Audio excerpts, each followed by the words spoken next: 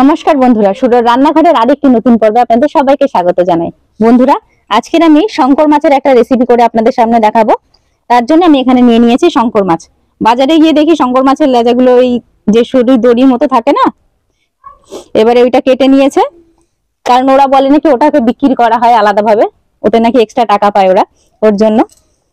তো এই মাছটা আমি গোটাই নিয়ে এসেছি, এর ওজন হচ্ছে 1.5 কেজি। তো চলুন বেশি দেরি না করে মাছটা কেটে ফেলা যাক।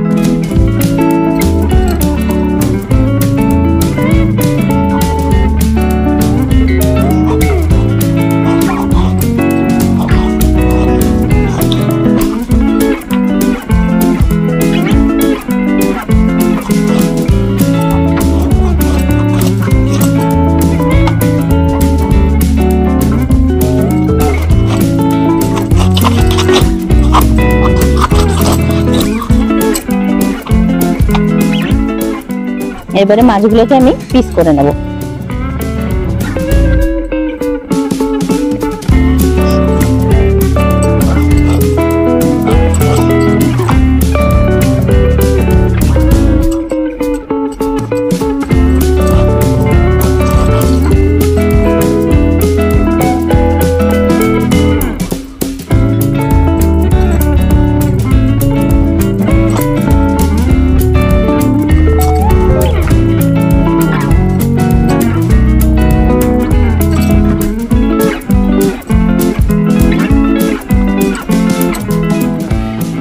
শঙ্কর মাছ খেতে কে কে পছন্দ করেন কমেন্ট করে কিন্তু অবশ্যই জানাবেন। শঙ্কর মাছ খেতে কিন্তু দারুণ। এবারে আমি প্রথমে এগুলো পরিষ্কার করে নেবো, নোংরাগুলোকে।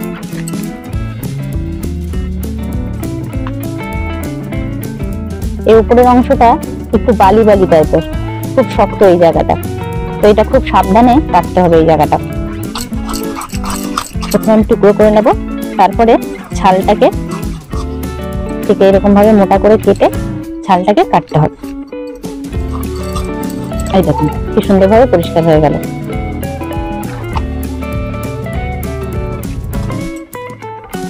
এবারে এগুলোকে আমি পিস করে নেব।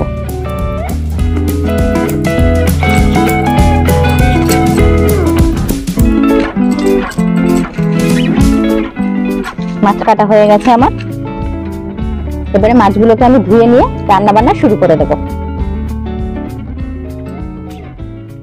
বন্ধুরা, কড়াই গরম হয়ে গেছে, কড়াইয়ের মধ্যে দিয়ে দেব তেল।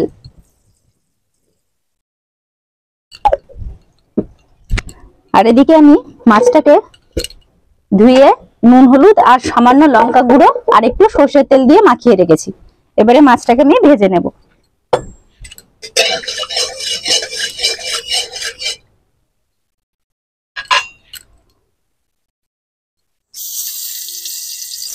মাছটা দেবার সময় একটু সাবধানে দেবেন, কারণ মাছটা কিন্তু প্রচন্ড পরিমাণে আর মাছের মতো ফাটে।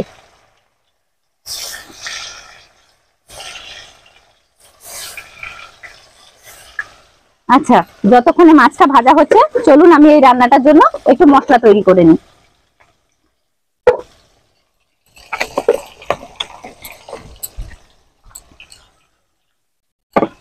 মশলার জন্য আমি এখানে নিয়ে নিয়েছি শুকনো লঙ্কা,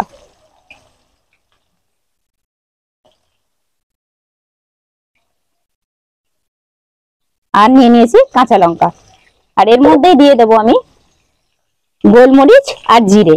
এটাকে আমি একসাথে বেটে নেব। তারপরে বাটবো আমি হচ্ছে আদা রসুন।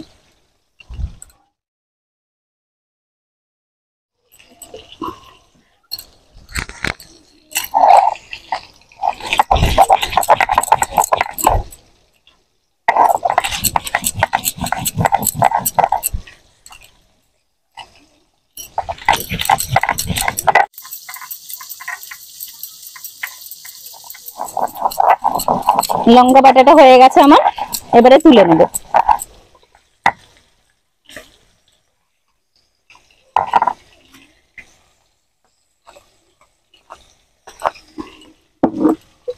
এবারে রসুন আর আদাটাকেও বেটে নেব।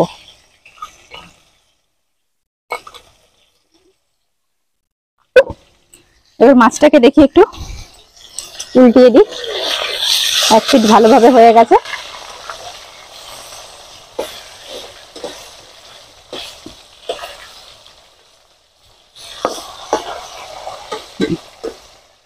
এটা হতে থাক।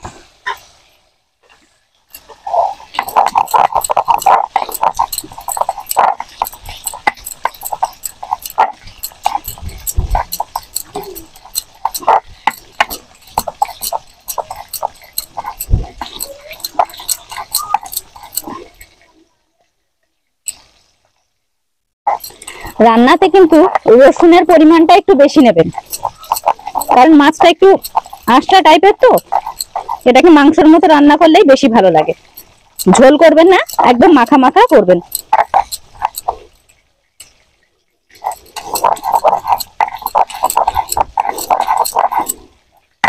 আদা রসুন বাটা হয়ে গেছে, এবার এটাকেও আমি তুলে নেব।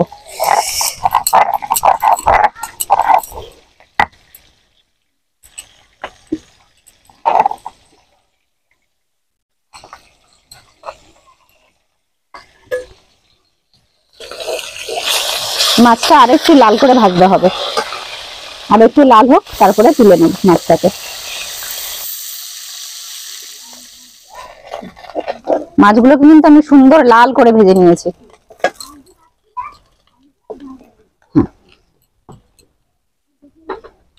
কড়াইয়ে দিয়ে দেব আরো একটু তেল।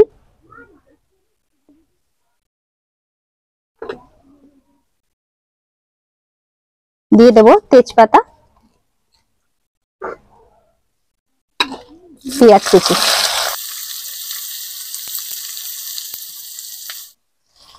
দিয়ে দেব সামান্য নুন,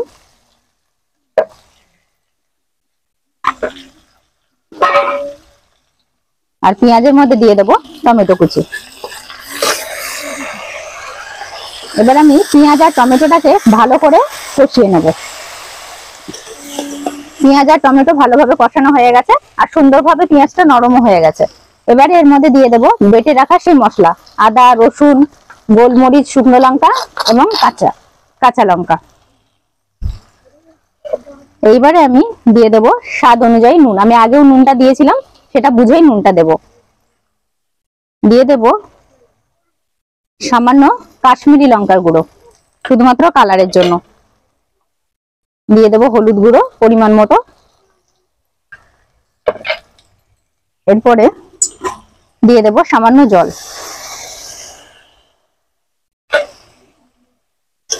মশলাটাকে এবারে ভালো করে কষিয়ে নেব আমি। মশলা কষানোটা যতটা সুন্দর হবে, রান্নাটা ঠিক ততটাই ভালো লাগবে খেতে। মশলাটা সুন্দরভাবে কষানো হয়ে গেছে, মশলা থেকে তেলও ছেড়ে দিয়েছে। এবারে আমি গ্রেভির জন্য দিয়ে দেব সামান্য জল।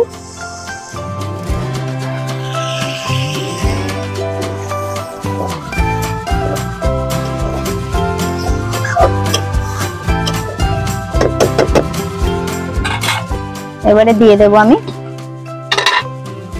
ভেজে রাখা মাছগুলোকে।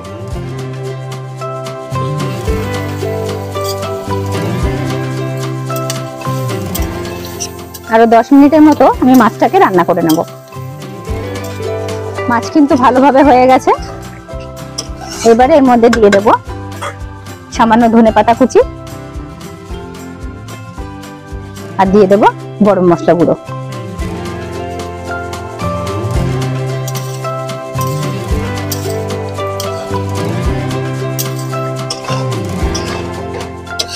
রান্নাটা হয়ে গেছে, এবারে নামিয়ে নেব। ধোঁয়াটা একদম চোখে এসে লেগেছে।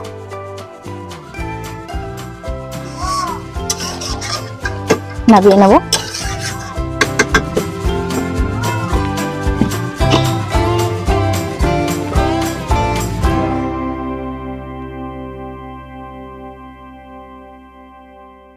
বন্ধুরা, প্রস্তুত আছে শঙ্কর মাছের রসার এই রান্নাটি।